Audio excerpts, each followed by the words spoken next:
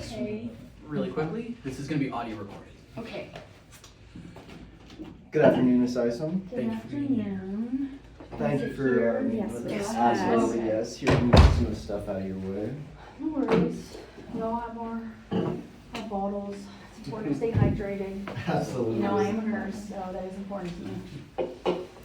So today we're just going to ask you a couple questions, try to get to the bottom of your complaint, as well as kind of get a clear picture of what happened, Okay. and hear it from your perspective. Yeah. So can we start this off today with, can you please state your name for the record and spell it? Yeah, Jennifer Isom. You guys can call me Jenny, but it's Jennnifer. Isom, Isom, Jenny, Jenny. And then just for our court reporter and the video audio, if you please just wait till we finish asking questions, and your counsel might have any objections. So if you wait to the end of our questions, give it a beat, and then feel free to answer. If you aren't required to answer, then the attorneys will direct you as such. Okay. Do you have any questions before we begin? I don't think so. This is the time and place set. What do you mean? This is the time and place set for a deposition of Jennifer Isom in the matter of Jennifer Isom versus the Children's Mercy Hospital. The deposition will be conducted here at this time. It will be audio and visually recorded. Present is Patrick Johnson and Aiden Wasserman, counsel for Children's Mercy Hospital, as well as Anna Aria and Jordan Croder, counsel for yourself, Mrs. Isom. And this is the time and place set, and we will begin now. Sounds good. So let's go ahead and just start with a little bit of your background. Tell us about your family a little bit. Well, I have 4 children. I have my husband, John.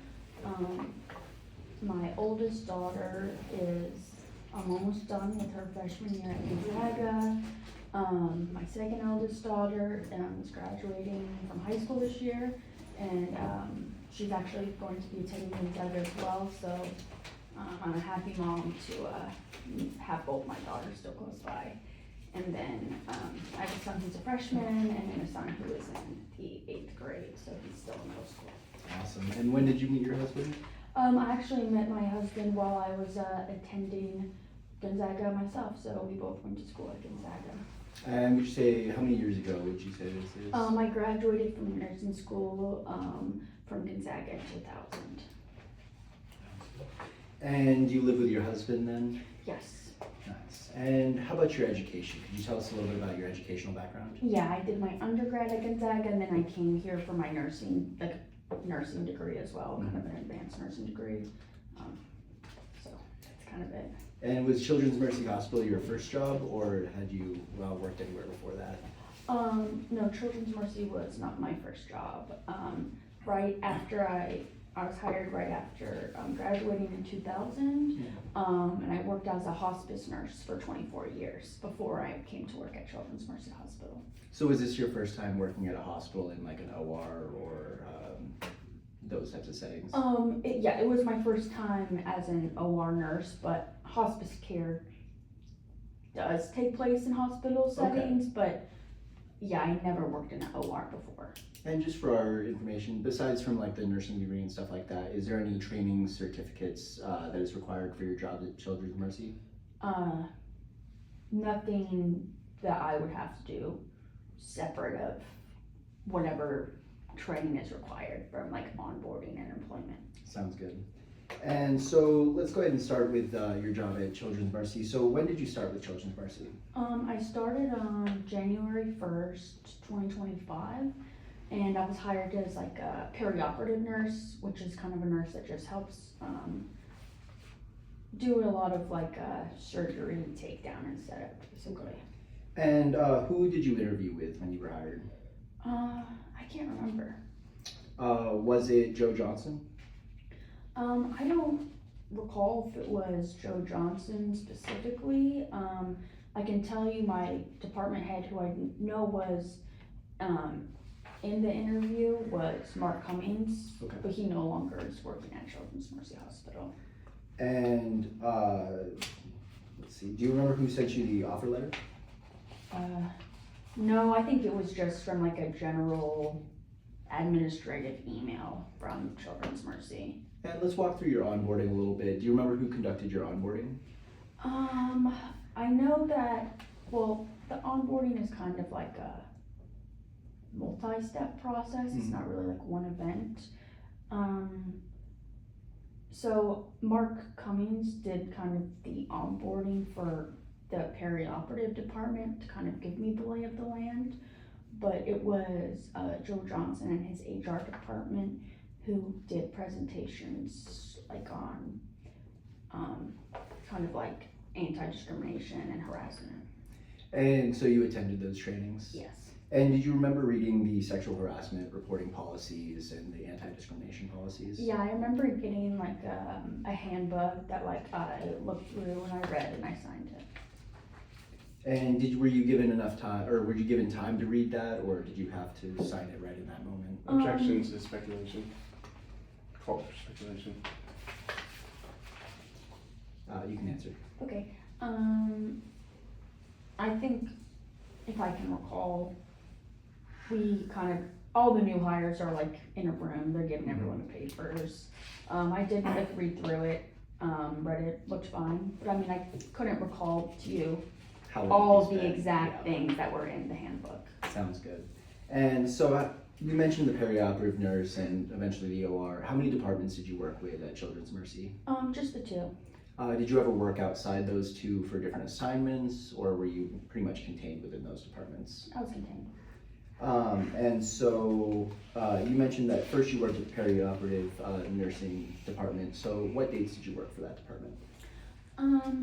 Well, I started there on January 1st, 2025, and I believe I moved into the OR on March 1st, or maybe just sometime in that first week of March. Sounds good. And who did you report to in the perioperative nurse department? I reported to Russ and to Pat Lake. And who gave you your schedule for that department? I think the schedule would really depend on what surgeries were scheduled and kind of like the need. So generally, I would say it would be between Pat Lake and Russ. And just for clarification, this is for the perioperative nurse department. Were those two involved in that department as well? No, or- sorry, I misunderstood your question. My apologies. So for the perioperative nurse department, who would give you your schedule for that department? It would just be like Mark. Okay. And who conducted your performance reviews in that department? I think it's Mark. And so you mentioned transfer in that first week of March. Why did you transfer? Well, I kind of was looking for a challenge. Being a perioperative nurse was fine, but I really have like a passion for patient care, working as a hospice nurse for 24 years, and I always felt like, I was at my best when I'm helping people in really vulnerable and scary positions.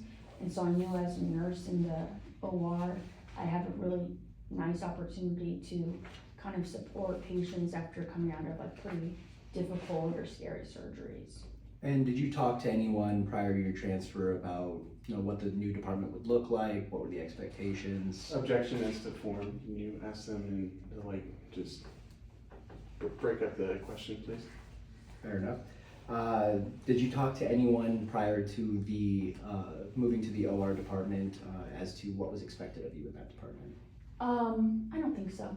Did you talk to anyone about what that department was like? Maybe. And who would that might be? Russ. Russ.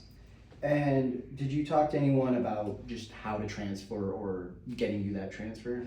Yeah, I obviously had to communicate with my boss, Mark, from the perioperative unit, because I couldn't just up and disappear. Oh, suddenly I don't work in this office anymore.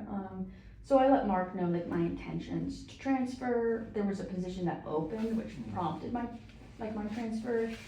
And Children's Mercy typically likes to do internal transfers since they've already hired people.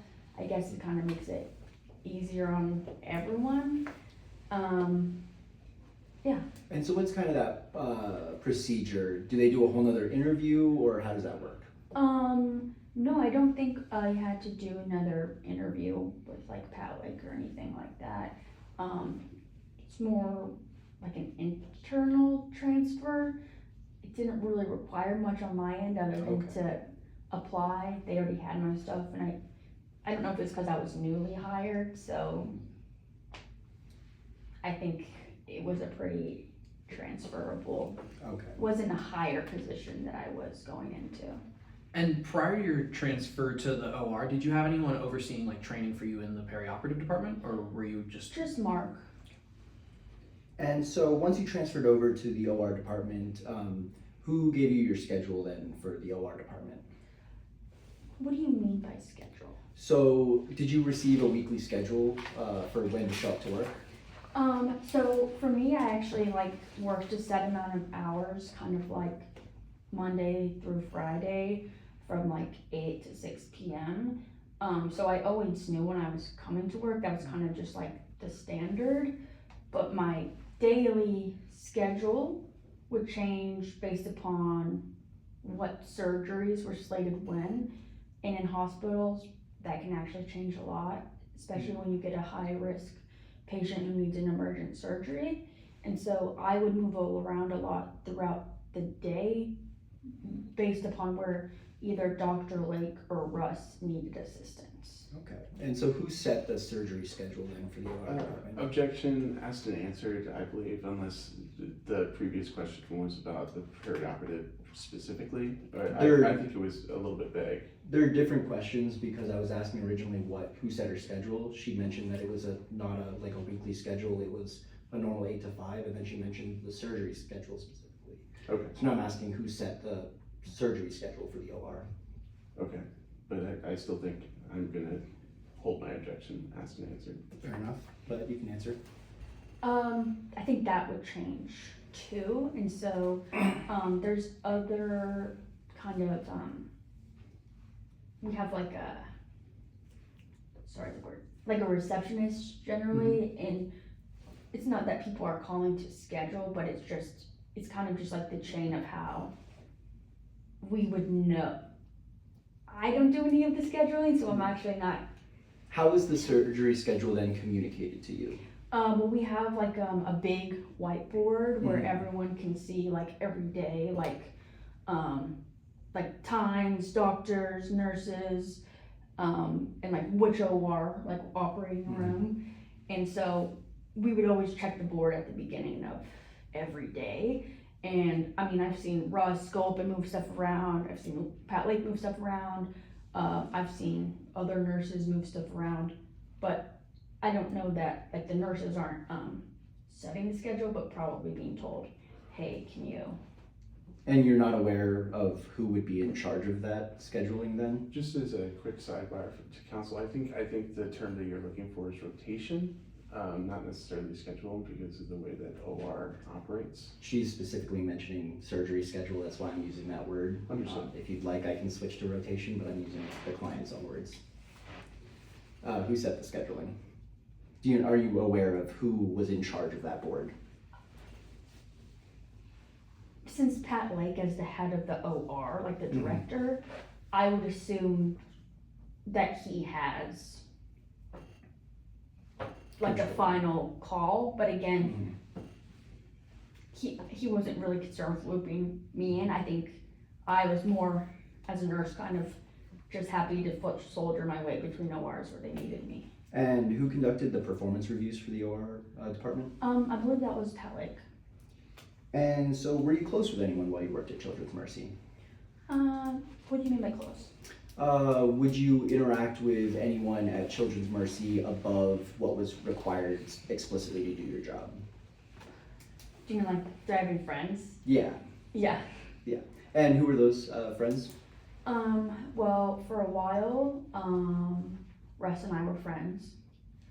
I mean, maybe you could say Jack Kent was a friend too, but, and then there's some other nurses in different departments that sometimes I'd grab lunch with, or, we're friends on Facebook. I like pictures they post of their kids and their family. Including your husband. He worked at the hospital too as well, correct? Yes. And so you interacted with him at the hospital. Did you interact with him at the hospital? Very rarely. We work in two completely different departments.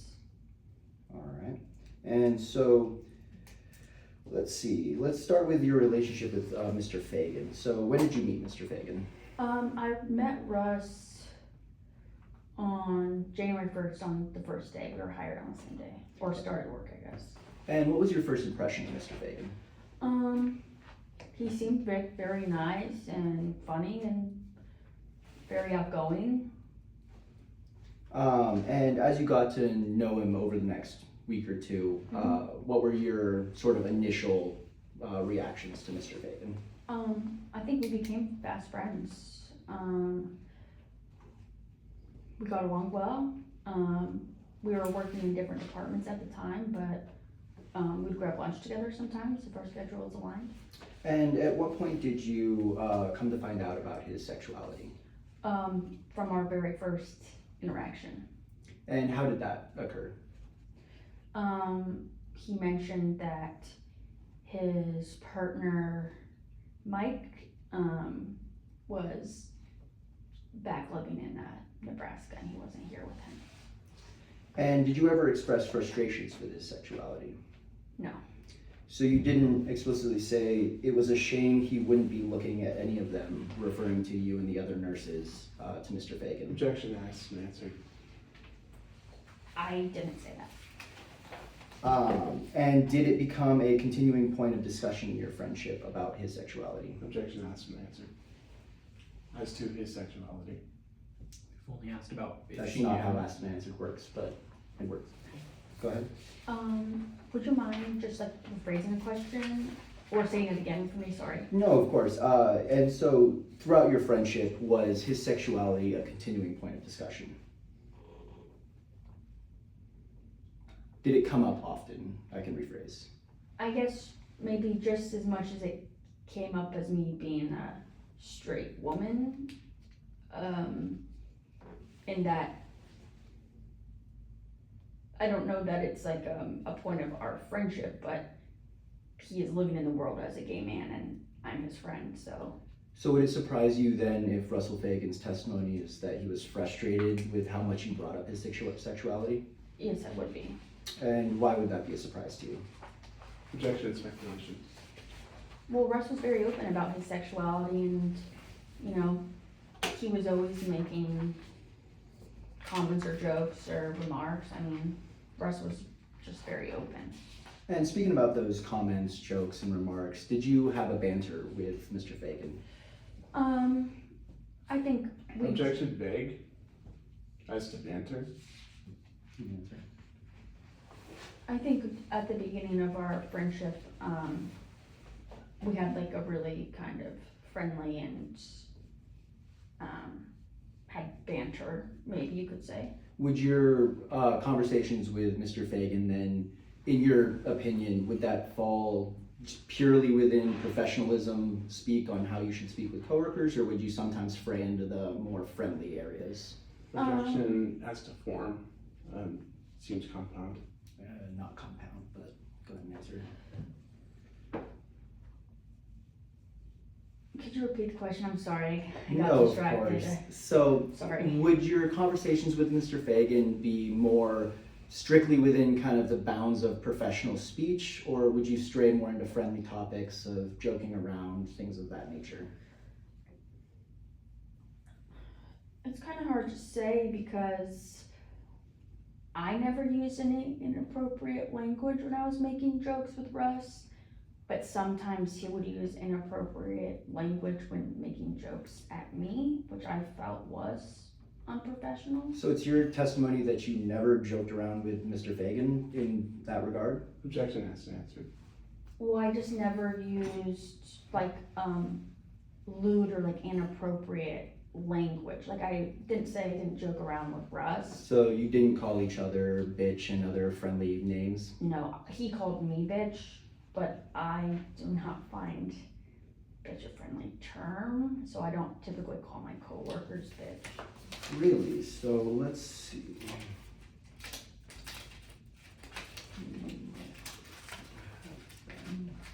Oh, there we go. Showing client what or plaintiff what is marked as Exhibit 2.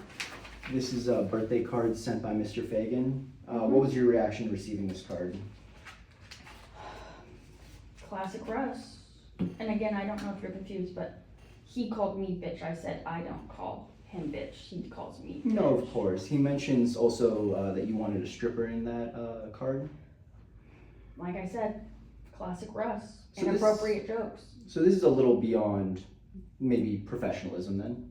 Yeah. And did you immediately report him after this card? Definitely not. Did you talk to anyone after this card? Definitely not. And why was that?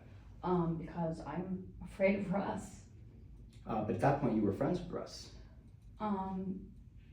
Well, I don't really know if I would call us friends. At this point you were. This was... When do you think my birthday is? I don't know what that means. Sorry, go. Keep going. Alright, when did he send this card then? My birthday is April 30th. And you weren't interacting with Russ at this point? Well, I certainly wouldn't say that. He was my preceptor. I was forced to interact with him every day. Interesting. And so, let's see. During your interactions, did you develop a friendship with Russ outside of work? Yeah, I would say initially. You would go do arts and crafts? Yeah. Go to the movies? Yes or no? Yes. He gave you a key to his house? Yeah. And how often would you use the key to that house? Not often whatsoever. What are the circumstances of him giving you that key? Well, he gave it to me, one, because, you know, he's living alone and his partner is all the way back in Nebraska, and, you know, typically something happens, you want someone else to have a spare key. And he also told me with the spare key, if I never needed to come back and just take a break in between shifts, that I could. And so you mentioned you did go there at least a few times. Yeah. And so, ballpark, how is this like a weekly thing? Was this maybe once or twice over the time you worked there? Would you be able to ballpark that for us? I definitely couldn't quantify it in terms of weekly or monthly, but I probably went to his house a dozen times. Okay. And you spent the night at his house like, every once in a while? Only once. Only once. And in that time, you slept in his bed then at that time? What do you mean by that? What was your sleeping arrangements for the night you spent at his house? I would sleep on the couch. So you deny that you slept in bed with Russell Fagan? Absolutely. Do you deny that you would rub his back as you would talk and fall asleep? I was certainly not rubbing Russ's back to sleep, no. Interesting. And so what is the time frame then of this interactions outside of work with the arts and crafts movies? Could you give us a time frame of that? Could you explain what you mean by time frame? What months, like when did this start and when did you stop going and seeing him outside of work? Well, we saw each other outside of work, I think, maybe up until, technically December, since we went to the Dr. Lake's retirement party together. Okay. So I think that's outside of work. So you were still hanging out with Russell Fagan outside of work all the way up to Pat Lake's retirement party then? Occasionally. Occasionally. And what sort of stuff would you do, let's say from August to that November, that fall? Well, one thing that we bonded over initially when we first met in January is we're huge crafters. And so crochet and cross stitch is basically like our passion. Okay. And so, it was always fun for us to work on that together because, I'm a 47-year-old woman and crochet just inexplicably brings me so much joy. It is fun. Is there a place around here that you can do it at, or? Well, Sometimes we go to the, like, crochet shops together, Okay. buy new yarn, new thread, get my new crocheting needles. And he's a good crocheter, so he would give me good tips and kind of help me improve my crochet. Okay, I'll have to check it out. And so what did your husband think of Mr. Fagan? John and Russ were friends at first. They got along well. Okay. They've met on several occasions. Was there any point that your husband started having a problem with Mr. Fagan? Objection relevance. Why is the relationship between the husband and Mr. Fagan relevant? I don't necessarily have to answer that, but The only time that my husband didn't like Russ is when I told him about the sexual harassment in December. okay. And so you had to mention it then at all before December? Not to my husband. Did you mention it to your therapist? Yeah, I think I had mentioned to her that I was having, like, being bullied by a coworker. And what was your therapist's response? I can't remember. Let's see.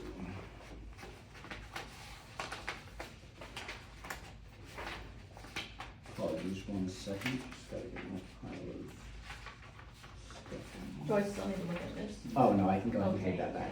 Thank you about that. Yeah. Let's see.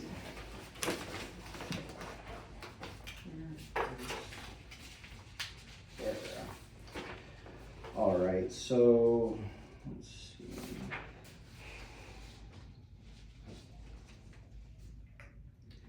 Pending plaintiff was marked as exhibit, we'll call it 3. We're gonna just go through this August 28th one real quick. So in there, it mentions that you met with your therapist, correct? Yeah. And you talked with her about being bullied at work. Yeah. And had you reported into HR at this point? Well, I'd spoken with Joe Johnson about it. But you hadn't actually brought anything to HR or wanted HR involved? Well, I wouldn't really say that exactly. I mean, I think But you that's told kind your of therapist that exactly. You said you're not ready to get HR involved. Yeah, I guess so. And so did she recommend then that you go talk to HR? I can't remember. Did she give you any pointers on how to deal with Russ? I don't think so. Objection calls for speculation. You don't think so? All right. And so, let's see. You mentioned that you didn't want to get HR involved because you weren't sure if you wanted your friend fired and are scared about how the other people would react. What gave you that impression? Well, you know, Ross is liked by everyone at the hospital. Felt like he's super outgoing and, you know, I thought if I told people about the sexual harassment that, like, they would blame me and just take Russ's side and, you know, I need this job. But you mentioned you needed this job, but you knew that the policies of the company were that you had to report it. Well, what do you mean? That sexual harassment reporting policy that you signed at the start of your employment, explicitly states that you need to report instances of sexual harassment, correct? Well, I told Joe Johnson. You mentioned in the lunch line, but you've also stated that. Objection assumes facts, not evidence. I'm just going to clarify, counselor. What do you mean by that? It seems like a terse remark, or at least, at the very least, harassment to say that you dismissing her talking to Joe Johnson about this. Well, counselor, I'll remind you that she explicitly agreed that at that point she didn't want HR involved. I'm just trying to seek clarification, so I repeated her words back to her. Is that? Well, I'm still objecting. And so, let's see. And so, at that point, you stated that you didn't want HR involved. So, At which point? in August 28th of 2025. So, when did this conversation with Joe Johnson happen? I spoke with Joe in April or May. But at this point, in August, you hadn't even wanted HR involved, so could you give us a little bit Well, I about- didn't want them involved anymore because Pat Lake didn't take, Joe Johnson, sorry, my head's all over the place. Joe Johnson didn't take me seriously. And so, could you give us your account of that conversation? I can tell you what happened if that's what you mean. Yes, your account of the conversation with Joe Johnson.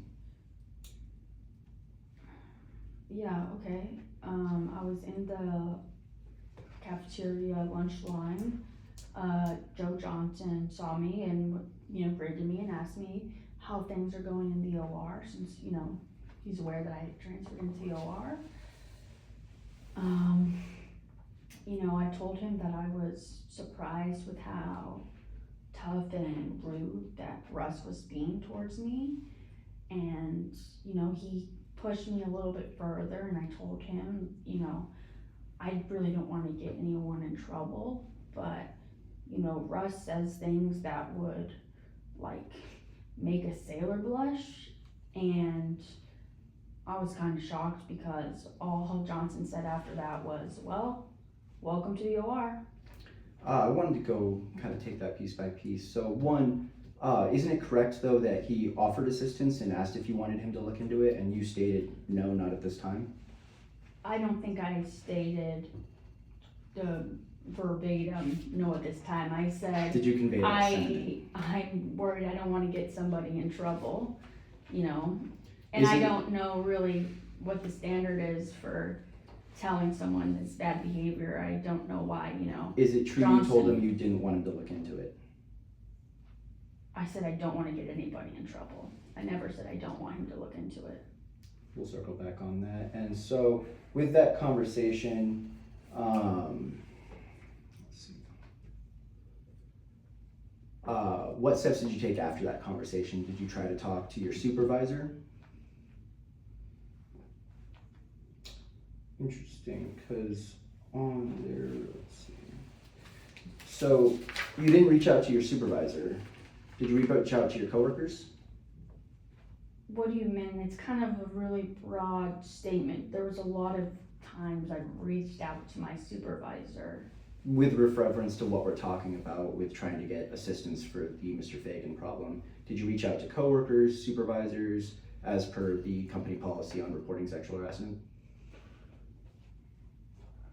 Object, I know that you did it, but if you could just take them one at a time, again, Counselor, I apologize. Then I'm confused, because what do you mean one at a time? Because that was one question. Well, you said coworkers and supervisors in one question. All Just right. taking them. Did you talk to coworkers at all about your, about trying to seek help from Russell Fagan? No? Did you talk to your supervisor at all to try to get assistance with the Russell Fagan issue? It's just kind of hard for me we say Russell Fagan issue, but I don't really know exactly what you're referring to. Did you not have an issue with Russell Fagan that's the subject of this lawsuit? Yeah, but I think there was many different issues over I can use time I issues. had. And in With- any of those issues, did you talk to a supervisor pursuant to the company policy? Objection, could you go through the issues each one at a time for the purposes of clarification as to our client? I just want to make sure I can answer your question accurately. of course. Just So- a general objection to form. Interesting. All right, let's go step by step. Name the first instance in your complaint. Oh, I didn't write the complaint. But you didn't work with your attorneys to make the complaint? If you think I could recite something without looking at it. But you experienced this just last year. Are you saying you can't remember any of the instances of harassment from that entire year? So when did this I don't start? really understand your question. If you want me to recite. What was the first issue of harassment that you cited in your complaint for this lawsuit? I simply couldn't tell you the order of the complaint. All right, can you list off some of them for us? I think this is, do I have to answer this? Seriously? I believe that's privileged, asking about. You submitted your complaint to the court, so this is all Yeah, public Yeah, but, information. I didn't bring the complaint because I didn't think we'd have to No, no, no, go not step by the- step not through the the complaint. Her notes from her trial. If you'd like, we So- can work through so this I- by not I going through apologize. every instance in the complaint. But I know it's, I think what her question and clarification is that she wants to know, like, did you ask Russell, did she go to her supervisor when, I'm so sorry, when Russell Fagan, made the comment in the lunchroom, made the comment Well, I was trying to do it all in that, but you wanted us to go one by one. Yeah. So since we don't have it in Okay, front of hold on. us. Can I please speak for a second? Yes. yes. I believe that what Ms. Isom is getting a little confused on Mhm. is referring to this as a broad issue, because in her mind, there were individual situations, and so. Absolutely, and we're not discounting that. Yeah. And so I think what my co-counsel would like to do is, if you're referencing, did you talk to your coworkers about the Fagan issue? Chronologically, that issue went on for a very long time. So it would be good to point out to like when specifically within the harassment generally. All right, we'll see if this works then. At Yeah. any point, did you talk to a coworker or supervisor up until August about the multiple issues with Mr. Fagan?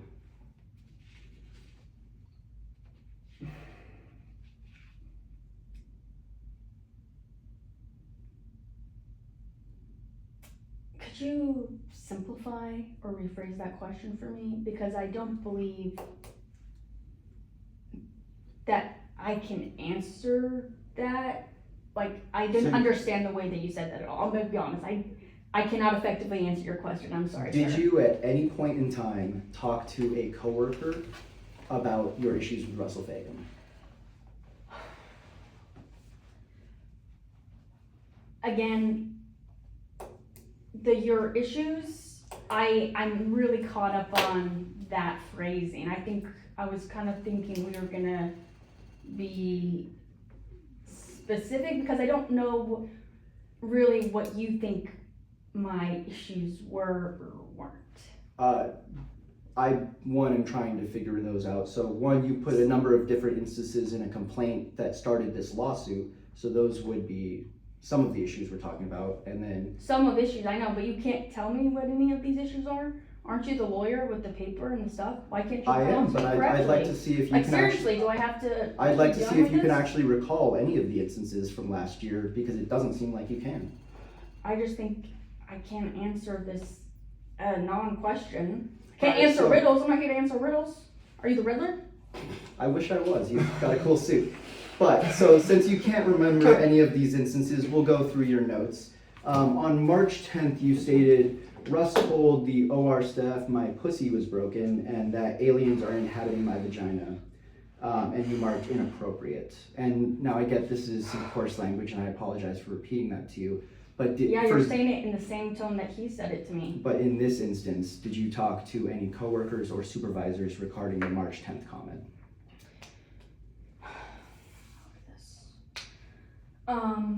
I didn't talk with anyone particularly about this event until I spoke with Joe Johnson about it when I reported.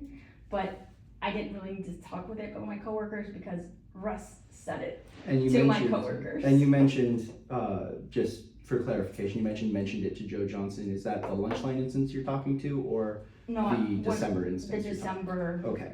And so then just moving down the list, and I won't say any of these to you, but if you could read them real quick and just let us know. For the April 2nd incident, did you Yep. talk to any coworkers or supervisors regarding this incident? I wouldn't say that I had directly talked to them, but this is what I was alluding to when I spoke with Joe Johnson in the lunch line about Russ's language that would make a sailor blush. Would you be able to define alluded to? What do you mean by that? I didn't say So you didn't tell him that exactly he this? said, called me a bitch or a hoe. I said Russ uses language that would make a sailor blush. And so for the May, we'll just go down the line. Again, I don't want to read these back to you just to bring up any trauma, but for the May 1st incident, did you talk to any coworkers or supervisors regarding that incident? Not until I told Joe Johnson about this in December. And the July 1st instance? The only person that I talked to about this before I told Joe Johnson in December was Jack Kent, because Jack Kent is the one who told me that this happened. Okay. And just for clarification, about when, and you don't have to be super specific, but just generally, when did you talk to Jack Kent about this? I think it's Just on the day It's of, on I just this wanted to day, double check. yeah. And so then for, just going down to the last two, so November 30th, did you talk to anyone about that instance, or was it until December? I think again that if I recall correctly, I think Jack Kent or like another OR nurse was like present for this, but I didn't discuss it with them after it happened. I just again shared this with Joe Johnson in December. And re-showing Exhibit 3, could you explain then why your therapist put down that in August 28th, you had gone through some of these instances with her and you had explicitly stated reaching out to coworkers and her supervisor about the situation? Yeah, so at some point I have talked to Dr. Lake. I can't remember when, but just generally not about. But you just stated that you hadn't talked to anyone, except for a couple instances with You Jack didn't let Kent. me finish my explaining. Go ahead. Thank you. So I had expressed at some point to Pat Lake, not these things, but that I felt like Russ was really tough and unfair, and that like we weren't getting along and I was stressed out. So I had just like let him know that, and he encouraged me to resolve my own problems before coming to him. And so I thought, okay, well, let me try and keep Russ happy so I don't bother Dr. Lake. So, and the way you just explained it to us now, and I apologize, I don't want to put words in your mouth, how did you explicitly tell Pat Lake about that? Was it exactly how you worded it, or maybe not exactly? More or but less, more or yeah. less. I don't want to tell you exactly. My because apologies, I yeah. can't. It was many months ago now. I mean, it would have been before August, but again, like I said, didn't speak to him after because of any one event. It was more about explaining to him that there was a culture of just real intensity and like rudeness and roughness from Russ. But using the words intensity, rudeness, and roughness? Yeah, or synonyms that are, Yeah. Did you use the word harassment by chance? I don't think I did. Did you, well, and it might be duplicative, but did you use any sort of sexual harassment or any synonym of sexual harassment? I don't think so. And was this one conversation that you had with Pat Lake, or was this multiple conversations? I think it was just one conversation with Pat Lake, and I think we may have kind of touched on this when he gave me my performance review, just to kind of check back in on it, but it wasn't like a separate conversation. It was having to do with what I told him before. Okay. And just to touch on something that was how often do they do performance reviews at the hospital? That's a good question. I think it depends on kind of your status. So I think it's typically every 6 months, but I don't know if mine was every 3 months because I was in a training role. So I think it varies. So for you, about every 3-ish months? Yeah, I think so. And for those performance reviews, were they generally positive, or how were you doing in the OR? Yeah, I would say so.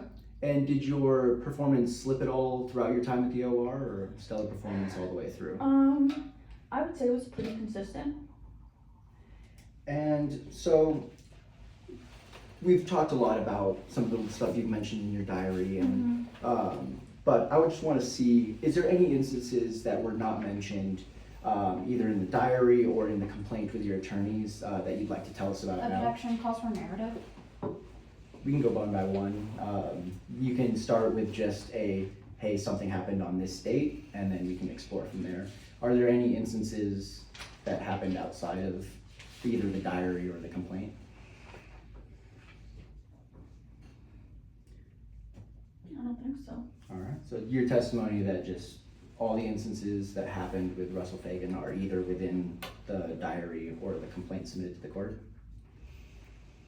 Yeah, I guess not every like conversation is recorded, but I think that would be kind of impossible to do.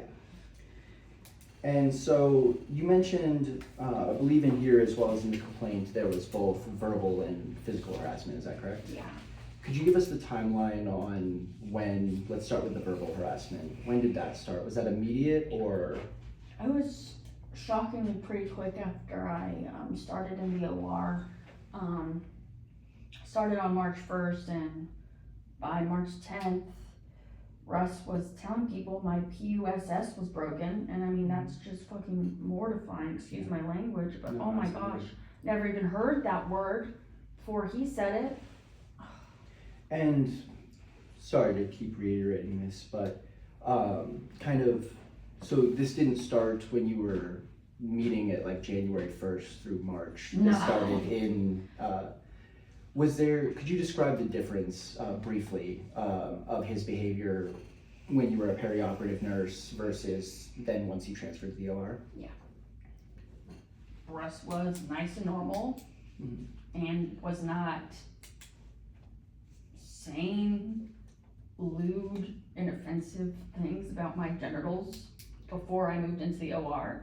And after I moved into the OR, he was. Would he say any, maybe not lewd, but just some of that more coarse language? Would he use that prior to you joining the OR? Yes, but he never directed coarse language at me, which is what changed after I joined the OR. Then the coarse language became directed at me. And isn't it true that in the department or in the hospital, OR and some of the more high intensity departments have a reputation for being a little bit rougher? I guess, but I didn't think that was the case until Joe Johnson told me that in the lunch line. And so your conversation with Russ that you mentioned previously before you joined the OR, that didn't have anything to do with. What conversation with Russ before OR? You mentioned when we first started this about, when we were talking about, like, did you talk to anyone about your transfer? You mentioned that Russ had talked to you a little bit before you transferred to the OR. Well, I think you asked if I had talked to Russ. I'd asked if you would talk to anyone generally, and you mentioned. But you didn't no. ask what Russ and I talked about. No, and that's what I'm asking now. Did that Okay. not include kind of the environment that the OR was? He certainly didn't tell me, come to the OR and I'm gonna verbally assault you every day. So what did he say? And just generally, I know you might not remember exactly. I don't think he said anything about the OR other than, like, nothing to prep me for certainly what I walked into. I mean, I don't think Russ was like concerned about me. He didn't give me any warnings as far as I can remember. So you talked to him about transferring to the OR, but he didn't talk about the OR? I just want to see some No, I clarification. let him know I was gonna Yeah. transfer into the OR, I would go visit him in the OR sometimes, like, when we were in our different departments, so like, I had seen the OR, seen the people working in the OR, never saw anything that would make me think, oh, I certainly shouldn't transfer into this unit. So I think, like, we talked about it, but not like, oh, Russ, like, this is what to expect, you know? I didn't even request him to be my preceptor, so I had no idea that Russ was gonna end up in charge of me. And so then, what was the nature of that conversation then? You kind of briefly alluded to it, but I just want to kind Just like, kind of like letting him know, like, oh, hey, I'm applying for this transfer to the OR. Okay. Him being like, cool, Okay, so a very short Yeah. conversation then. yeah. And you mentioned you had spent some time in the OR, again, approximates, but Yeah. was it a lot of time? How much time did you spend in the OR? Couple minutes walking by to pick up Russ all the way to lunch. I say pick up, walk back down to the lunchroom together. Yeah, so you weren't like doing shifts or any No, assignments or anything in there? Okay. No. And no. Typically, we all know to stay out of each other's way in different departments, so Fair it's enough. definitely very brief in and out, maybe a handful of times before I transferred in. Was there a lot of communications between the departments? As required, Okay. I guess it just depends on, the nature of the surgery or which department referred them or not, where they're coming from, so. Was there a lot of interaction with the staff, or did everyone kind of hang out with their own groups? Well, mostly like, everyone's area is kind of siloed off. So Okay. during the day, we're mostly, not hanging out in the break rooms, right? Yeah. So we're all in the OR room, like area spaces. We have several different, like OR surgeries Mhm. spaces. We have like a nurse's station and circ desk, so hang around there. But I knew other nurses in the hospital. And so during lunch then, would it again kind of be like, one table for the OR, one table for this department, or did people kind of intermingle? Yeah, like more or less, like people would Okay. intermingle occasionally, but I mean, it wouldn't be out of the ordinary to see people from the same department sitting together. Let's see. You said you didn't request Russ as your preceptor. Do you know how preceptors get decided, how they get assigned? I actually have no idea. Do you know, did Russ and you ever talk about stuff prior to him becoming your preceptor about training? No. And do you, to your knowledge, did he have anything to do with being assigned as your preceptor? Not to my knowledge. Who informed you that Russ would be your preceptor? I think it was Dr. Lake, Pat. Yeah, let's see.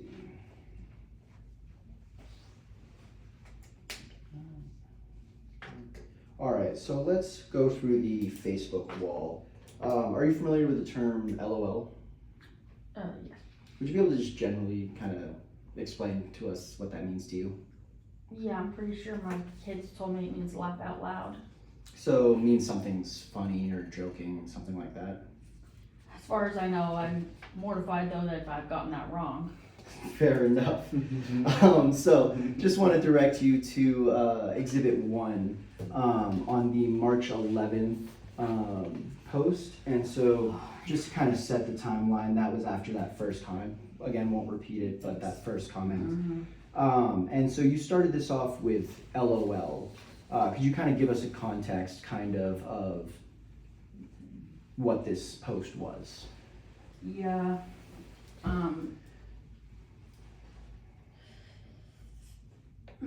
Basically,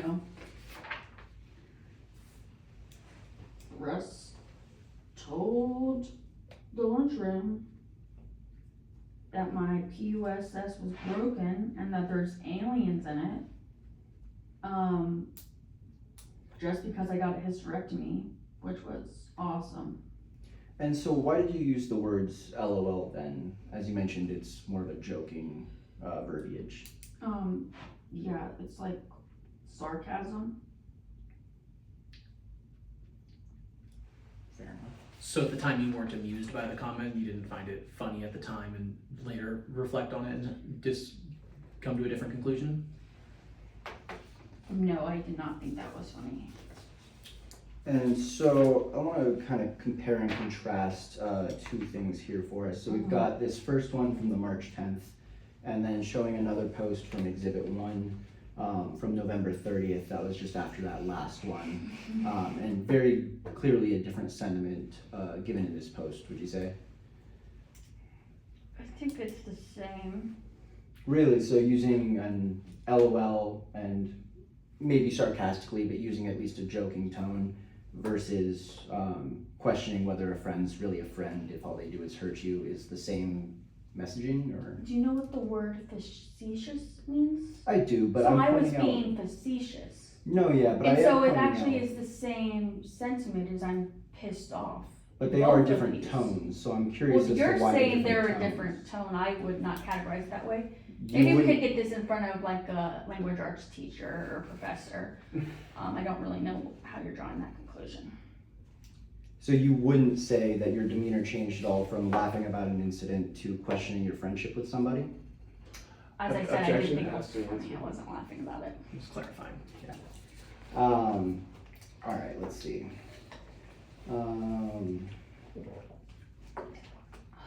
I might need to take a break before you ask another question. Of course. I don't know if that's allowed. No, Take a bathroom absolutely. break, a water break, whatever. I you just need. get more water, I'm sorry guys. No, you Take are- a breather. There's Totally a water good. fountain just down the hall across Alright. the bookshelves near the Yeah, bathrooms. I'll be right It back. is 2:02, we will be back in the record at an undisclosed time.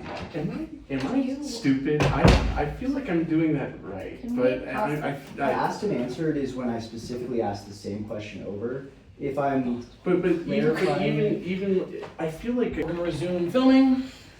Thank you for allowing me to. Yeah, of course. If you need another break, just let us know. We have Yeah. plenty of time, and if need be, we can always take some time. Awesome. absolutely, yeah. All right. Is 2:05. Time is 2:05, we are back on the record. And so let's see. So we've talked a little bit about, and here, let me clear some of this out of the way in front of you. Is there other stuff that's here? I can take all this. Yeah, I can take it. Work on that. All right, so there was mention of a retirement party, and that was in December, correct? Yeah. And so, who did you go to that retirement party with? I went first. And could you give us some of the circumstances? Did you invite him? Did he invite you? How did that kind of come about? Well, I was like waffling between going.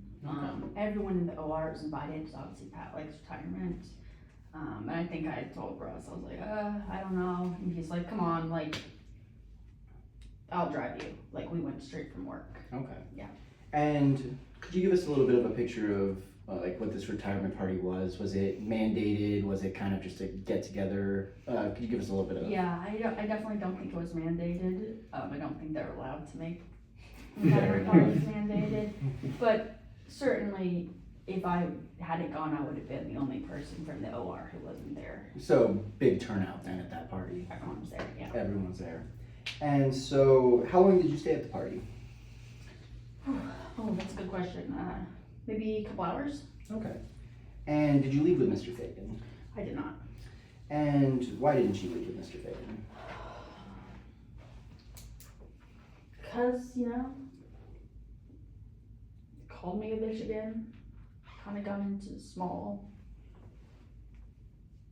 disagreement, but it was enough to push me over the edge and just walk away for Fair good. enough. And did you meet Mr. Fagan's new preceptee that night? I'm pretty sure I'd already met Rhonda, but yeah, Rhonda was there. And you ran into her and had a conversation then with Russell Fagan? Yeah, Russ and I talked. I also spoke with Rhonda. And so, let's see. And that night, you mentioned you and Russ had another incident or fight. What was, Yeah. and you mentioned, could you just kind of walk us through that and kind of what happened? I got a headache. I asked Russ, when he was gonna be ready to go, or, something like that. And he was talking to someone, and he said, bitch, just give me a second. And I ordered an Uber and I took myself home. And was this a crowded party? Was it spread out? Would other people have heard this conversation? Possibly. And do you know anyone, and I know it's a while back, but do you know anyone that was standing in your general area that may have heard it?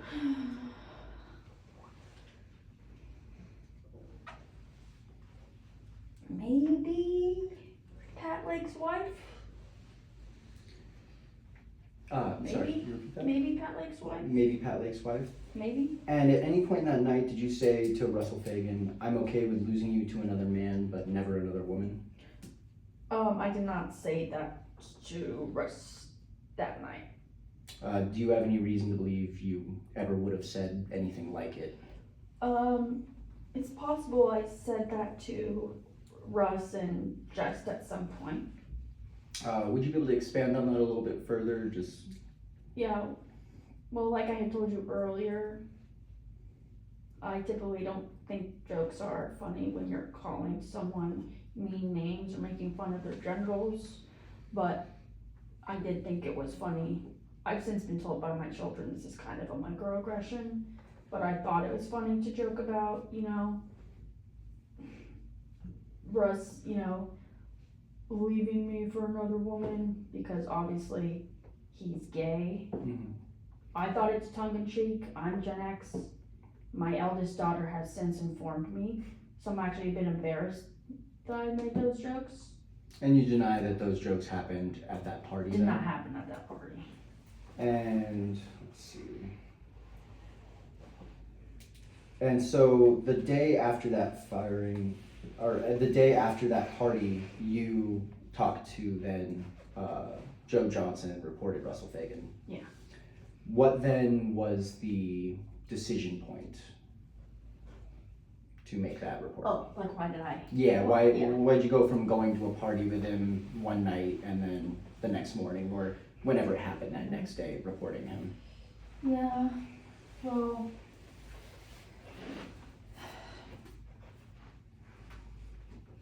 Russ's kind of language and again, speech towards me, I think it was just like my breaking point. It occurred to me, like, you can't be quiet and let Russ treat anyone else this way. And so after all that had happened, all the numerous comments, and believe me, we won't go over them again, but the comment at the party was what caused you then to report Russell Fagan? Objection asked and answered. It is more of a accumulation of events and emotions, and like I said, it was clear to me his behavior was never gonna change, and then I truly realized that Russ could do this to anybody. And it had nothing to do with Rhonda, his new preceptee? Well, I mean, I was certainly worried about Rhonda. Had you seen any indication that he had done anything towards her? No. Did she talk to you at all about anything he had done towards her? No. Did you hear from anyone else in the department about any instances that might have occurred between Rhonda and Russell Fagan? No. Did you have any indication that what had gone on between you and Russell Fagan would then occur between Russell Fagan and Rhonda? Objection and speculation as to Russell Fagan's intent in this instance. Did she believe? Did you have any reason to believe that any of this stuff would have happened? Yes, and I based it upon my experience with Russ as my preceptor. But he hadn't done anything in relation to Rhonda in... Objection asked and answered. Not that I know of. And so, let's see. I believe you had some questions about the car, and then I'll go over the calls. Sure, later. yeah. On the way to the party, could you describe the car ride? You said you drove from work. Yeah. How long of a drive was it to Pat Lakes, if you remember? 10 minutes. Okay, so it was a pretty short car ride? Yeah, I think the radio is on, Christmas music. We both love Christmas music. I think we were just listening to Christmas music. So singing along, no conversations to your memory Yeah. during that car ride? No, I mean, Pat Lake's wife is notorious for knowing how to throw down in the kitchen, so. Objection mischaracterizing prior testimony, singing along. Sorry. Would you say that you were singing along to those Christmas songs, or were you just listening to them? Yes, I'm sorry, Mr. Coder. Yeah, we were singing along. We weren't even talking to each other. Okay. We were ready to, it was a long day at work. We were just ready to go eat at this party. Okay. And you were excited for Pat Lake's wife's food? She makes the best pigs in a blanket. I still actually, this is reminding me I need to get this recipe from her. I'll have to get to Pat Lake's house. Yeah, honestly, that sounds pretty good. Let's see. You can keep going. All right, and so could you walk us through a little bit of what happened after the conversation with Joe? But first, kind of, how did you reach out to Joe? Could you give us some? I called him. Okay. And when on the 11th did you call him? I can't remember exactly the time of day. Do you remember if it was like morning, afternoon, towards the end of the day? Just general time frames? Probably morning or afternoon since I. Objection relevance. That's fine. Let's see. Apologies, that was possibly rude.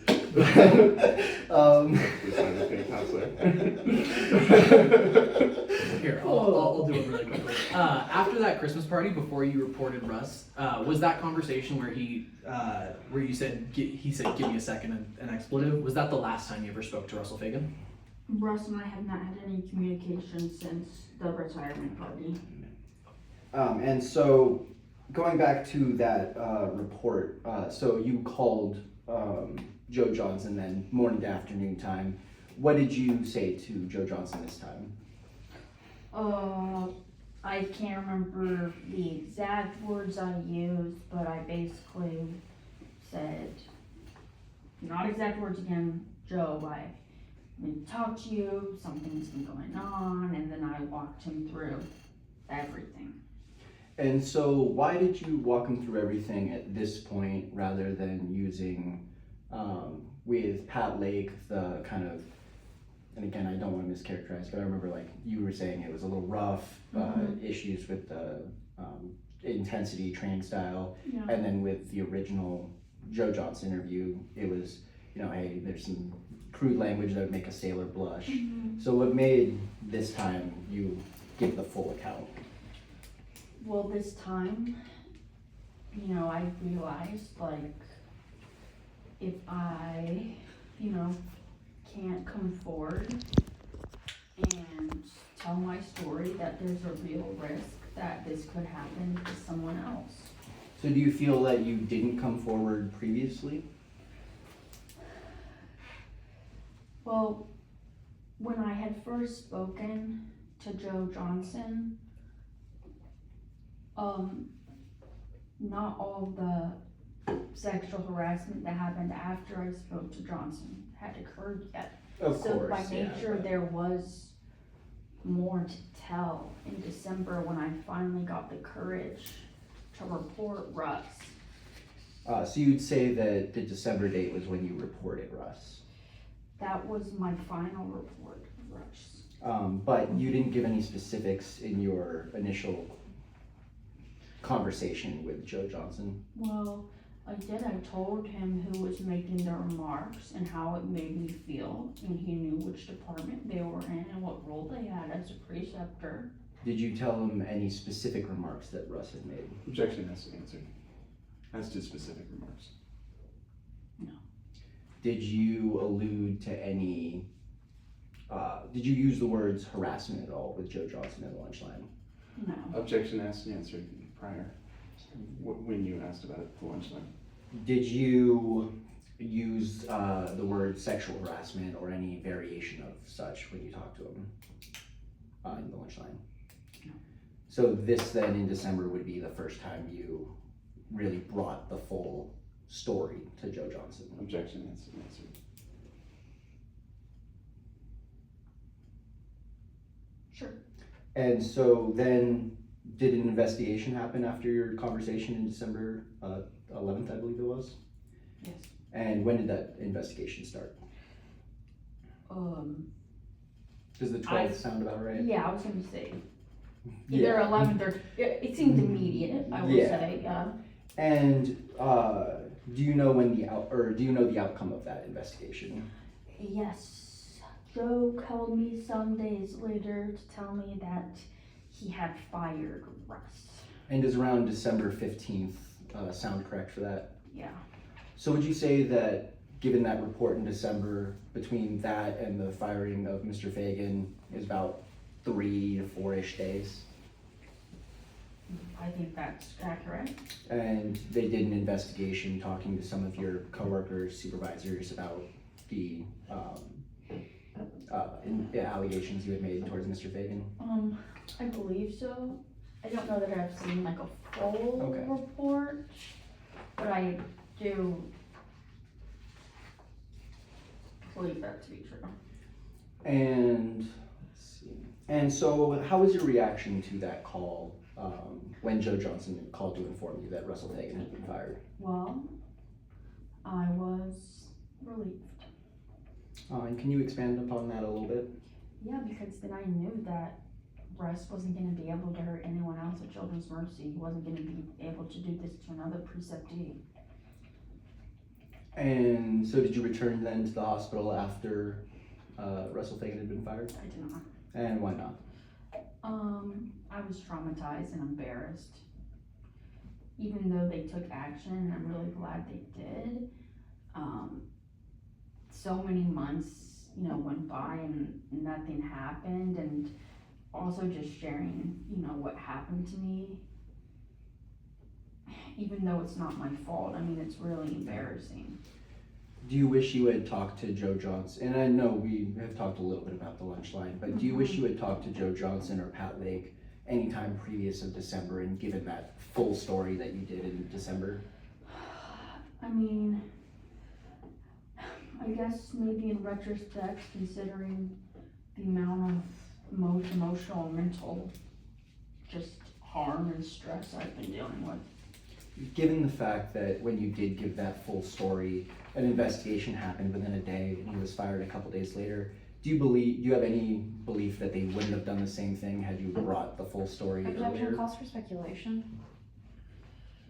I don't know, because like I said, there are certain things that hadn't occurred when I came to Pat Lake in April that did happen after Pat Lake didn't follow up. I mean, sorry. No, of course. Sorry, I'm sorry, No, you're sorry. good. I'm Joe mixing Johnson, up. Pat. I mean Joe Johnson You're for good. both Yeah. of those. You're good. We're good. I'm sorry, my head's all over the place. We you completely guys. understand. Oh, So- sorry, guys.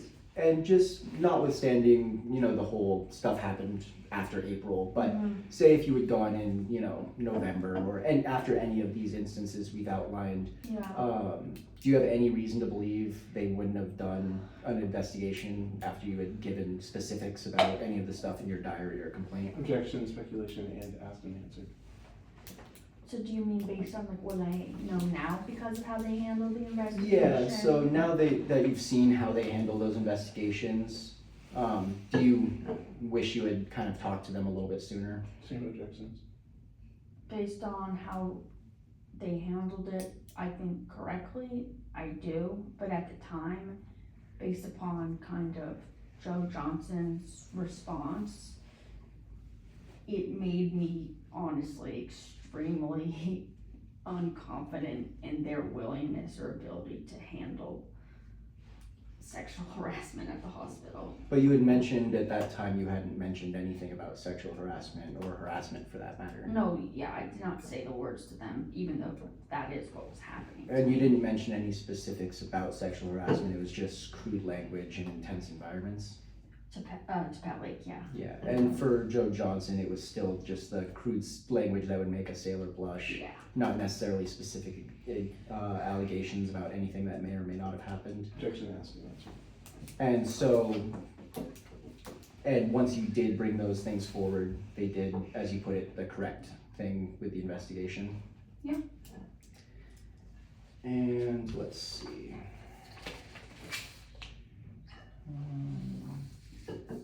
All right, so, and this may be kind of crass and I do apologize, but we do have some testimony from Mr. Fagan and I just want to see if there's any corroboration or obviously denials Okay. of kind of the stuff that he said was put forward. And I apologize for the awkwardness of this, but I can only imagine knowing what comes out of Russ's mouth. so at one point, so we'll start from the beginning. So with some of the comments that was made from Russell Fagan to you, it was alleged that it was kind of you joking back and forth and he said it louder. is there any chance from your perspective that that's has any sort of validity? Objection vague. What did he say that I said, I guess? 'Cause So I don't he really said, know what he said. like, for example, on the, let's see, I believe it was this one. Yeah, so, again, I won't read it out loud, but this first one he mentioned had been something that you guys were vaguely joking about, and he just said it louder. Yeah. And so, is there anything from your perspective that is like towards the validity or denial of that statement? Yeah, I certainly never, said my PUSS was broken. I didn't even realize what that was shorthand for. Mhm. I don't use that word. I'm a nurse, so I do prefer scientific and tonically correct language. Mhm. And I don't know what sort of deluded person would come up with a joke about aliens inside of my vagina. I don't know why I would say that about myself. I think that's crazy. And so, and again, apologize, just going through some of these statements. I understand. He did say at one point that you had made a joke towards him about wanting a man for the top and for the bottom. And while he couldn't really give us specifics about what that meant, did that or did that not happen? No. And let's see. I know there was one more. That he crowed, or that he said was said Yeah, that- again? One sec, sorry, let me just take this. While he's looking at that, kind of going through all of this, was there, granted, maybe not to this level, obviously, but was there any jokes you made towards him that even remotely towed the line of kind of the professional conduct policies at Children's Mercy? I would say yes, based upon what I know now are microaggressions against LGBTQ people. So like the example that I already had given yeah. you, but also when I first met Russ on the first day and he told me like, oh, my partner Mike lives in Nebraska. I did make a joke that my daughter has told me is inappropriate and poor taste, which I'm embarrassed about, that, oh yeah, like, of course all the good ones are gay. Again, it's embarrassing Gen X humor. My daughter really told me that it's a good thing I'm not an influencer or something because that's gonna get me canceled. And so then maybe what did you mean by that? I just meant more like in a joking way, like, oh, of course, like, you're a put together person, Yeah. you're nice, and you know how to do my favorite passion, crocheting cross stitch. So of course, you know, he's perfect. Yeah. Like I said, it's a bad joke. And just to kind of close out that line of Yeah. questioning, was there anything besides the one we talked about earlier in that comment of No. just so more one-sided from your opinion than on these sort of outside of the code of conduct Objection jokes? calls to for speculation as to Fagan's intent when telling the jokes. I just, maybe could you just repeat it real quick? No, of course. So those two were the only type of even that towed the line, kind of. Yeah, coming From you, my yeah. end. And from your side, it seemed more of a one-sided banter, as we put it earlier, of him making jokes towards you, maybe not necessarily you making jokes towards him. Yeah. And let's see. It's basically just this one, but countering that. Oh, Kind of saying that That's it was fine. tougher. Let's see. And so let's go through. So after the firing, you mentioned earlier that you had not talked to Russ since he was fired. Is that correct? Yeah, me and Russ haven't, me and Russ haven't been in communication since the Okay. retirement party. Oh, okay. I haven't spoken to him since the retirement party, so I didn't speak to him after he was fired. So you didn't call Russell Fagan after he was fired? Objection asked and answered. no. In so many words. spoke versus called. And you didn't leave him a voicemail stating that you were sorry things had gone so far and apologized for everything that had gone down? No, that never happened. And you didn't send several texts to Mr. Fagan along the same lines? No. And let's see. All right, and so moving on to kind of the other stuff. Do you attend therapy at all? We briefly talked about it. Yeah, I like check in with like my therapist, weekly currently, but I've, kind of on and off for the past, I think, 8 years or so. Okay, and so you started-ish 8 years ago, and do you still see her today, or them today? Yeah. And how often did you go when you started? Pardon me. I think at the beginning it was like a bit more frequently, and then tapered off a bit with, therapy and medication, and just, as you're going through the different, valleys of life. And was the Valleys of Life seasonal affective disorder? Yeah, that's part of it. And so would you say your anxiety, depression, and the symptoms of seasonal affective disorder was more prominent in, say, the winter months rather than the summer? Yeah, and I mean, I was diagnosed with it, so, yeah. And is this something you continue to struggle with, or Yeah. how's your treatment going? It's going well. And it's, yesterday was the first day of spring, so that's a blessing. And so we talked a little bit about the August 28th date in the therapist notes. Was that the first time you had talked to your therapist about Russell Fagan? Yeah. And was this the only time you re-showing Defense Exhibit 3? Was this the only time, other than, I believe there was brief mention about like how you had quit the hospital, but was this Yeah. the main time you talked to her or them about Russell Fagan? Yes, it is. And so it didn't come up again as things escalated further.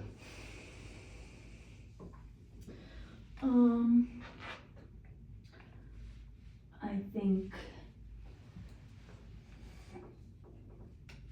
I didn't have to talk with her about it more, because by the second I had quit my job at the hospital, Yeah. and I just really didn't want to keep reliving the details of it. But you didn't make any appointments as it sounds like awful stuff happened. Yeah. You didn't make any appointments prior to August 28th or after August 28th? Yeah, and it's hard too, because it's really hard to get booked in December with my therapist, because she always takes 3 weeks to Christmas, and I think she was out all the way until January 1st, so the second was the first appointment I could get. But I probably put off scheduling and didn't leave myself a lot of options. Fair. And so just going through kind of the verbal and physical stuff, we believe we talked about the verbal stuff earlier, but when did the physical stuff start? Sorry, pardon me. Of course, yeah. And if you need another break, just let us know. No, it's okay. So the first time that Russ inappropriately touched me, I believe, is on or about May 1st. Okay. And what happened with that incident? Russ groped me by grabbing my nipple area. And did you talk to any coworkers, supervisors about what had happened? No. And did you talk to your therapist about what had happened? No. And why not? Because I'm just so ashamed and embarrassed. And so that was the first instance. Was there any other instances of physical touching? Yeah. Would you be able to take us to the next one on? Yeah, well, I can't tell you like the exact dates for like what followed. Yeah, But- but even general timelines, Yeah. like, you know, this month or something like that would be helpful. Yeah. There was like 3 or 4 times, when Russ groped my crotch and my buttocks, in the stairwell. He calls it this just stupid, asinine name. He thinks it's so funny. I think what he did to me, he refers to as goosing. And with the first instance, did you talk to any coworkers, supervisors about what had happened? Mm-mm. Did you talk to your therapist about what had happened? Did you talk to HR about what had happened? No. And going through to, if you'd like, we can go one by one, depending on if those answers would change. But at any point in those 3 other remaining instances, did you go talk to a coworker, supervisor, HR? Mm-mm. Did you tell your husband about what had happened? No, I didn't tell my husband until, right before I, called Joe Johnson in December. Was he part of that conversation to kind of help you convince you to talk to Joe Johnson, or how did that kind of go down? Well, I had already kind of made up my mind that I was gonna tell Okay. Johnson. But of course, when I told John about what had been happening, he was very supportive of me coming forward and talking to Joe about what had happened. But at the end of the day, you know, he knows it's my decision. Yeah, of course. And just to get a little bit of clarification, how come you hadn't talked to him before, prior to December? To my husband, Yeah. cause I thought that he would kill Russ. Is there any indication that your husband has given that it would portray him as a violent man? Objection relevance? I just think he's not a violent man, but he just loves me and our family very much. And I think, you know, anyone who hears about a loved one going through something like that may just have a very visceral reaction. And I was really trying to diffuse the situation so I would never even have to tell John what was happening to me, because I didn't want to put him through that, or myself even. Like, it's not something either of us wanted to be dealing with. And would you say you had that same sentiment of wanting to avoid the situation with other people in your life regarding the Russell Fagan stuff? Yeah, I was certainly just, it's not easy to talk about. Absolutely. And so, did you have that trouble talking about it? And is that why you didn't talk to HR prior, or your supervisor prior, or coworkers, anything like that? Certainly why I didn't tell them about any of the physical stuff going on or express anything like that until December. I mean, it's just, again, it's mortifying. I'm a 47-year-old woman, and I never thought that I would be so afraid to come forward with someone assaulting me like that. And I'm honestly ashamed for being so paralyzed with fear. And are you glad you eventually overcame that fear and brought your concerns to HR? Yeah. And let's see, do you have anything from the December 11th or December 11th when you reported Russell Fagan to December 15th when he was hired? Do you have anything that you wish HR would have done differently in their investigation, in their handling of firing Russell Fagan? Objection and speculation as to wish. Could you clarify, counsel, what you mean by wish? Do you have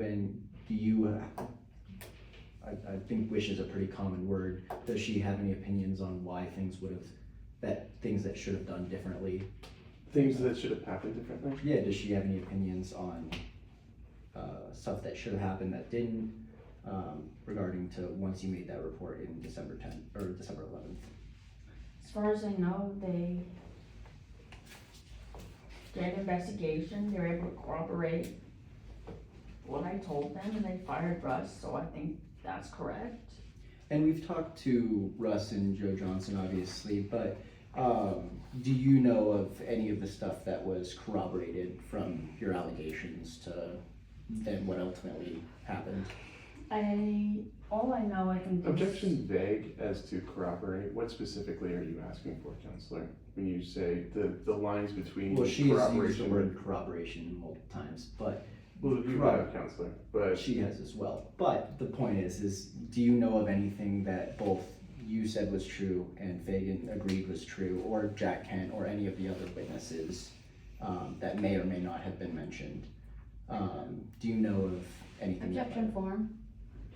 if you Trying to explain his problem with my question. I understand, but if you could ask about similarities between her testimony and Fagan, similarities between her testimony and Jack Kent, and just. I believe any witness covers that, but I understand, but if you could just please. she can answer the question and then you can deal with this in court. I'm super sorry. Can you repeat the question Of now? course. It just totally threw me No, off. of course. So when you made the report and any witnesses, they obviously talked to try to match with what you had said. Yeah. Do you, and you might not, but do you know of any of the instances that were Oh, yeah. kind of matched between you and witnesses? All Joe Johnson told me was Okay. that Ross was able to corroborate some of what I had told him, and that was enough. Okay. I don't exactly know like how what was exactly corroborated, or he didn't like tell me like Russ said he didn't do this, like, Of course, you know, yeah. like, he didn't say that to me. Of course. So were you involved in the investigation at all, or how did that kind of go down? I was only involved to the extent that I called and told him all this stuff, and Okay. then he called me back to tell me he fired Russ. Oh, okay. So no follow-ups or anything like that? No. Okay. And, let's see.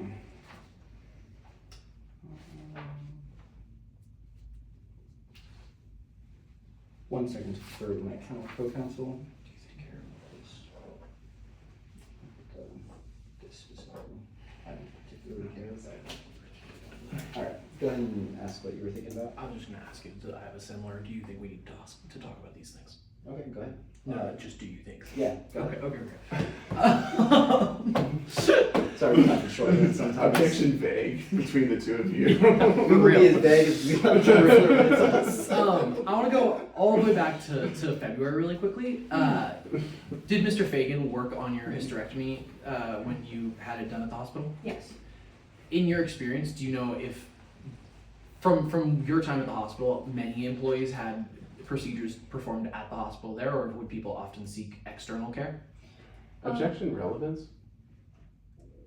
You can answer. I don't know about all my coworkers, but I do know like a good amount of us would get care at CMH, Yeah. just because a lot of it too is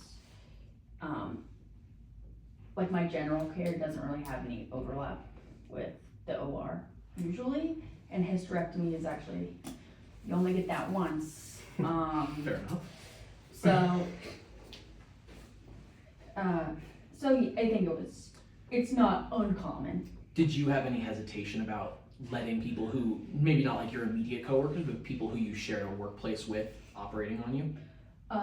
Definitely not, because I thought this is a professional workplace, and I know the people who are hired there know how to do their job as a good surgeon or nurse. Absolutely. And did you request that Russ work on your hysterectomy? I did. Why did you do that? Because I think Russ is a phenomenal nurse. He's a lot of things, but that's one good thing I can say about him. And this might be our lack of knowledge of like nursing procedures and stuff like that, but what does the quality of the nurse has to do with the operation in general? Well, part of it too is you want a OR nurse who is experienced, quick, knows the procedures. I mean, hysterectomy is a pretty sensitive and invasive procedure, and as a woman, you know, when I learned that I had to get one, that was something I never hoped to have to do. And at the time, since my hysterectomy was in February, Rush and I were friends, so I thought maybe he'll, not even just because he's a great nurse, but show some empathy and care. Did you do that same level of analysis and thought when you were considering which surgeon would be operating on you? I didn't request a surgeon. Would it be more important to consider the quality of your surgeon or the nurse for kind of an OR procedure? Typically, you don't really get to request your surgeon, mostly because surgeons are so, a nurse can fill in and rotate on a whole lot of different procedures. There's only so many doctors who they have performing hysterectomies, and kind of how surgery works in the hospital is we don't even have enough time in 365 days to truly do all the surgeries here that we need to. And so there's just not a lot of flexibility for surgeons on But that. there's enough flexibility to request a specific nurse for your. Yeah. And if we want to go into this. Let's do it. In your, do we have the therapy notes still up somewhere? They are. Yep, there are. In some of your therapist notes, you refer to worries that your husband's having an affair. Yeah. Was that a pressing concern throughout the time that you were working at the hospital, or had that mostly subsided? It's in some of your older notes. Yeah, that was like 8 years ago. Objection relevant. You can answer the question. That was 8 years ago. I haven't been worried that John is having an affair since that was resolved 8 years ago.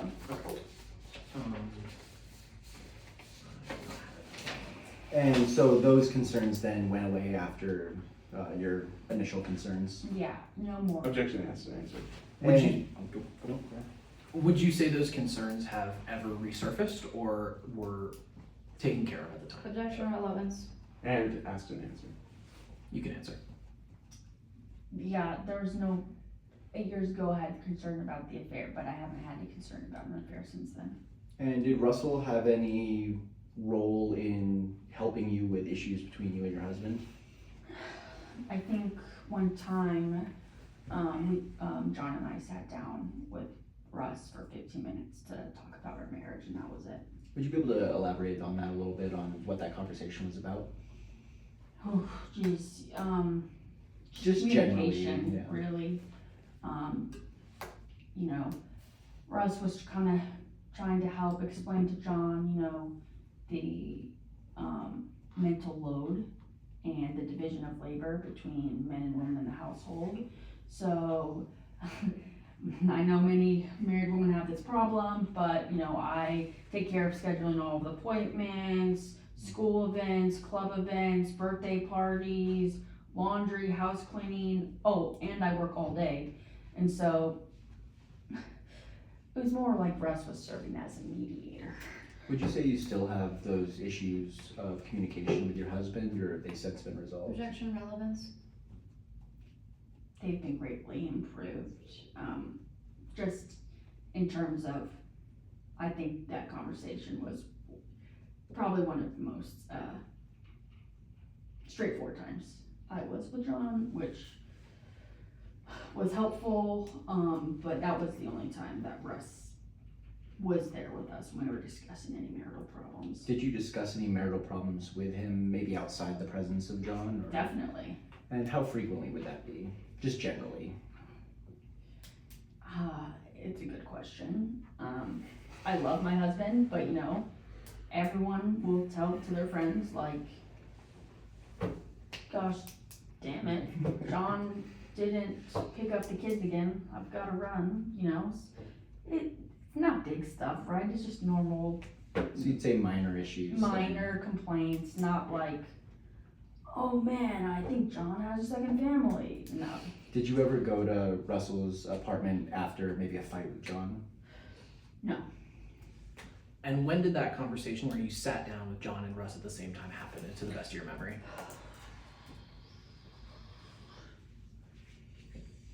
Maybe, I can't remember exactly. I'm gonna say in the spring. In the Okay. spring? Yeah. Yeah. Like April through June kinda ish? You don't have to say specifically, but like, does that sound kinda right? Yeah, maybe not June or May, I'm thinking more March, April. April. Okay. So you'd say this was once you were already in the OR, not prior to joining the OR? It's possible it happened in February, I'm thinking the spring, I can't remember exactly. Yeah. I think pretty good. I think I'm good. All right, that concludes the deposition of Jenny Isom. Okay. Thank you for being here. The time is 2:49, we are officially off the record. Thank you.